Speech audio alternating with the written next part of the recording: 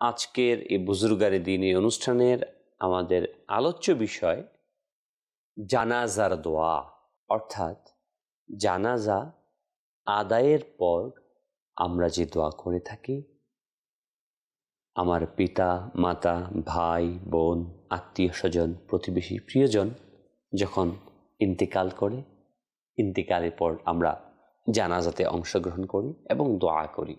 এই দোয়া প্রসঙ্গে রাসূল করিম সাল্লাল্লাহু আলাইহি ওয়াসাল্লাম আমাদেরকে কি শিখিয়েছেন? কারণ কুরআনুল কারীমে আল্লাহ সুবহানাহু ওয়া তাআলা ইরশাদ ফরমান, লাকাদ কানা লাকুম ফি রাসূলিল্লাহি উসওয়াতুন হাসানাহ। নবী সাল্লাল্লাহু আলাইহি ওয়াসাল্লামের আদর্শই হচ্ছে তোমাদের সর্বোত্তম আদর্শ। তো প্রিয় ইসলামী ভাইরা ও মাদানী চ্যানেল দর্শকবৃন্দ, সুবহানাল্লাহ, এই হাদিস থেকে আমরা স্পষ্ট জানতে পারলাম রাসূল আকরাম নূরে মুজাসসাম হুজুর সাল্লাল্লাহু আলাইহি সাল্লাম ইরশাদ করেছেন যে তোমরা জানাজার নামাজের পর মৃত ব্যক্তির জন্য দোয়া করো। এমনইভাবে প্রিয় ইসলামী ভাইরা ও মাদানী চ্যানেল দর্শকবৃন্দ, সুবহানাল্লাহ, ইমাম তিরমিজি সুনানের এর মধ্যে ইবনে মাজাহ শরীফের মধ্যে এই হাদিসটি সংকলন করেছেন যে হুজুর সাল্লাল্লাহু আলাইহি ওয়াসাল্লাম জানাজায় সূরা ফাতিহা পাঠ করেছেন।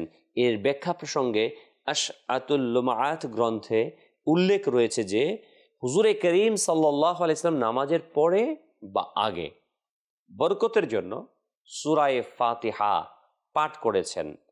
এই কথাটি সুবহানাল্লাহ সুবহানাল্লাহ শেখ আব্দুল হক মুহাদ্দিস দেহলভী রাহমাতুল্লাহ তাআলা আলাইহি আশিয়াতুল লুমাআত কিতাবের মধ্যে তিনি বর্ণনা করেন যে তিনি লিখেন, যেমন আজকাল এই প্রচলন দেখা যায়, অর্থাৎ শেখ আব্দুল হক মুহাদ্দিস দেহলভী রাহমাতুল্লাহ তাআলা আলাইহির জামানার কথা তিনি বলছেন যে আজকাল এই প্রচলন দেখা যায়। এর থেকে বোঝা গেল যে শেখ আব্দুল হক মুহাদ্দিস দেহলভী আলাইহি রাহমাতুল্লাহিল কবি এর যুগেও জানাজার নামাজের আগে এবং পরে বরকতের জন্য সূরা পাঠের প্রচলন ছিল, দোয়া পাঠের প্রচলন ছিল।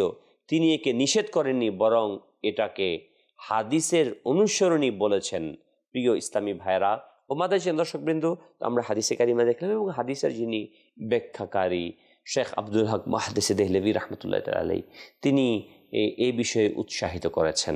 তো আমাদের উচিত যেন আমরা জানাজার নামাজ আদায় করব, অতঃপর মৃত ব্যক্তির জন্য দোয়া করব।